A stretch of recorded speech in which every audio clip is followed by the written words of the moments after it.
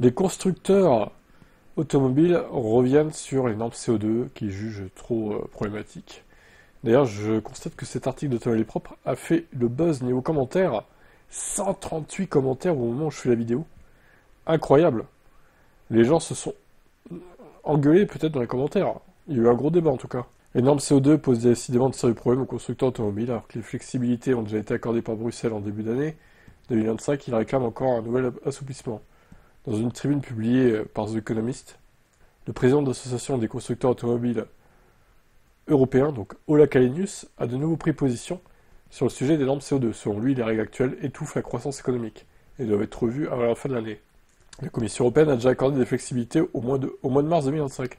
Les objectifs sont désormais lissés sur plusieurs années, de 2025 à 27.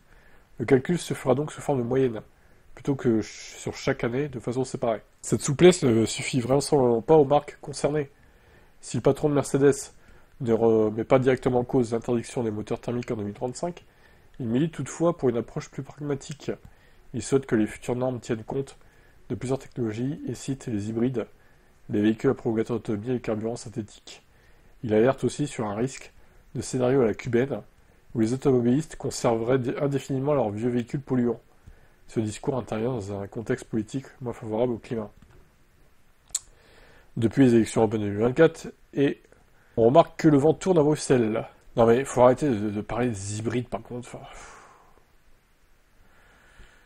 ça encore, les véhicules à prolongation d'autonomie, s'il y a une grosse autonomie électrique de genre de 120, 125 km, 150, oui, peut-être, à la limite, on peut les inclure, mais même les carburants synthétiques, c'est du bullshit, quoi. Puis les hybrides, voilà, vous savez ce que j'en pense, hein. C'était bien les années 2000, maintenant l'hybride, si c'est pour gagner 0,5 ou 0,7 litres au 100, super. Ça sert à rien, en fait. C'est juste pour se donner bonne conscience, mais ça sert à rien. Bref. Tous ces constructeurs, on sent qu'ils veulent pas trop faire d'efforts, et pas trop rogner sur leur marge, hein. Bref, c'est un peu décevant de leur part.